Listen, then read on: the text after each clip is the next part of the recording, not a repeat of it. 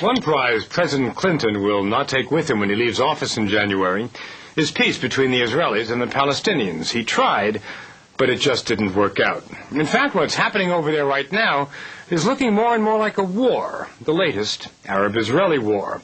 The fiercest battles in the Middle East were waged right here at the crossroad, at that army post which is there to protect the settlement, which is the focal point of Palestinian rage. In this one tiny area, which Palestinians now call the Martyrs' Junction, more than 30 were killed and hundreds were wounded. Millions of viewers watch this in-depth news report. Scenes like these of action and injury are broadcast all over the world. Flashed on the screen in dramatic sight bites, presented in a larger storyline, they're a major source of information about the enduring Arab-Israeli conflict. And yet, something is amiss, something that escapes the attention of news editors and viewers alike. Let's examine these images in their original context, the raw footage from which reporters and news editors piece together their stories. Most of the scenes you're about to see were filmed by Palestinian cameramen working independently, employed and equipped by Western news agencies at Netzarim Junction in the Gaza Strip on September 30th, 2000.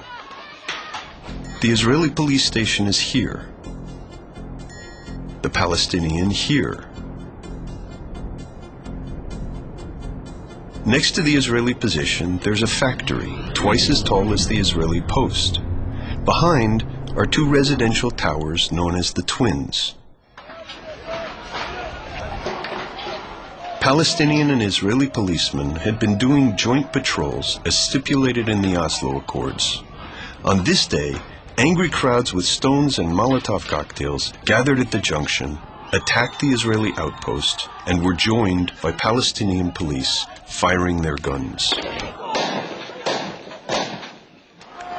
This scene, apparently of a Palestinian man shot by Israelis and evacuated in an ambulance, was captured by a Palestinian cameraman working for French public television, Channel 2. A shot rings out. The man falls to the ground clutching his right leg. The ambulance pulls up in seconds. Fortunately, we can see this scene caught from a different angle by another Palestinian cameraman working for a major news agency.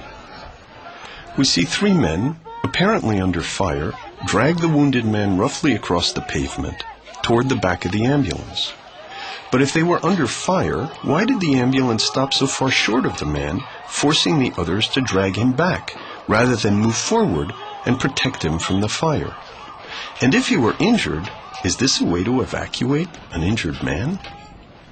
But wait, he was supposedly hit on the right side of the right leg, presumably by a bullet.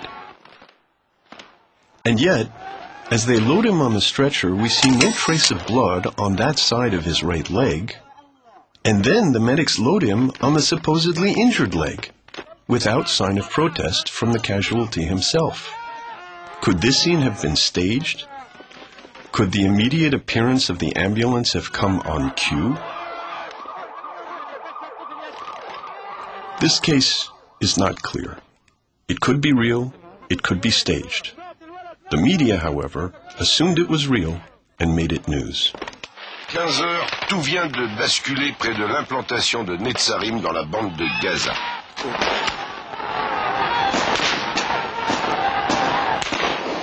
Let us consider another battle scene filmed that day, or possibly the day after.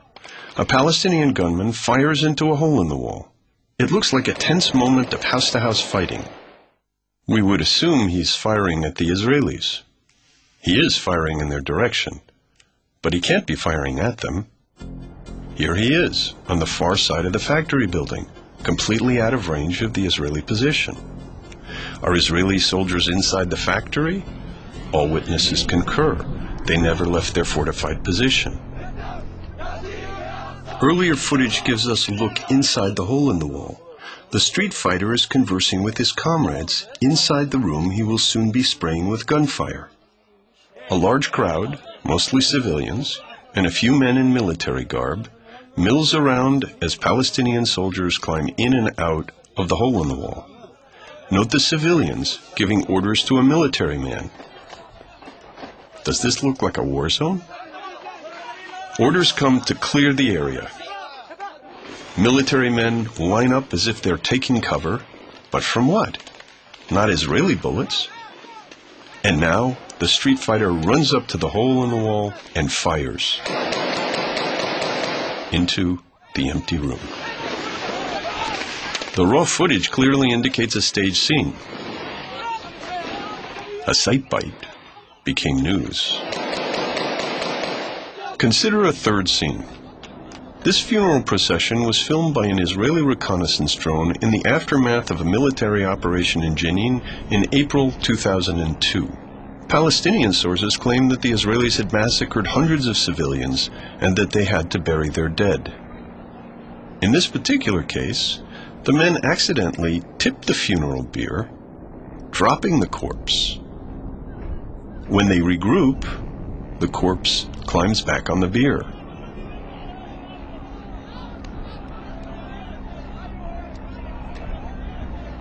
Later, a crowd has joined the procession. The pallbearers drop the man again. The crowd scatters, frightened perhaps at seeing the dead man stir with life. But the pallbearers regroup, the corpse climbs forthrightly on the bier.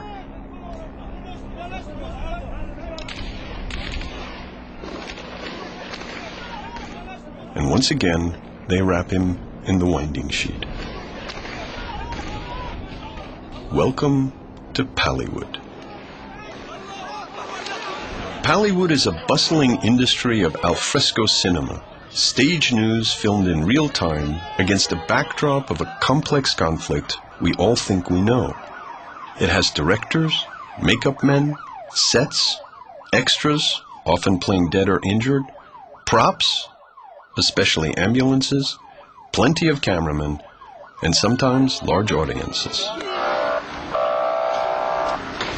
Pallywood operates according to a few basic sequences. One person fakes or exaggerates an injury and attracts a crowd, drawn from the ready and willing onlookers eager to gather at the slightest provocation.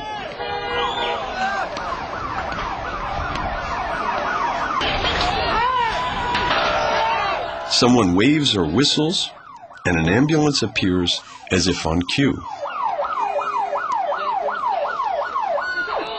Frantic men grab the casualty, sometimes causing further injury, and load him into the ambulance. The hallmarks of Pallywood are casualties that look more like football players acting for the referee than real injuries, ever-ready ambulances, and rough evacuations that would cripple or kill a truly wounded victim. Why so rough? Those evacuating the wounded seem to be in a panic. But why? Presumably they're under Israeli fire. They certainly act as if they are. But if that were the case, wouldn't they carry the injured away from the Israeli post?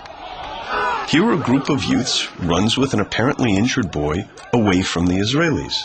But when they get to the other side of the highway, an adult grabs the boy from the youths and runs him back to an ambulance waiting right in front of the Israeli post, where people stand around, apparently unafraid of Israeli guns. Consider yet another scene. This young man runs across the road away from the Israelis, carrying what looks like a Molotov cocktail. He hands it off. A red stain on his forehead looks like blood, but his movements betray no sign of injury. He runs into a crowd where he becomes a casualty of war. Note that although he should look like someone with a head injury, he sits firmly, his head held high as the crowd carries him. Note also the France 2 cameramen catching the dramatic sight bite. But now what are they doing? This group rushes him back directly in front of the Israeli post. Here people cluster around, backs to the Israeli guns without the slightest sign of concern, even though they have just evacuated what was presumably a victim of Israeli fire. Are these people in a war zone or on a movie set? This upside-down Pallywood logic is one of the great revelations of the raw footage. When they are not acting, even in the same scenes with the actors, Palestinians show no fear of Israeli guns. We can locate two main areas of action. An outdoor studio, well out of reach of the Israeli position, which is the staging area for battle scenes. Here, fighters and civilians run for cover, hit the ground, duck from virtual gunfire. Another staging area, directly in range of the Israeli post, is the preferred site for filming ambulance evacuations. While some boys throw rocks, others stand around nonchalantly and enjoy the show. Here they shoot most of the ambulance evacuation scenes, apparently untroubled by the possibility that the Israeli post directly behind them might compromise the credibility of their staged scenes.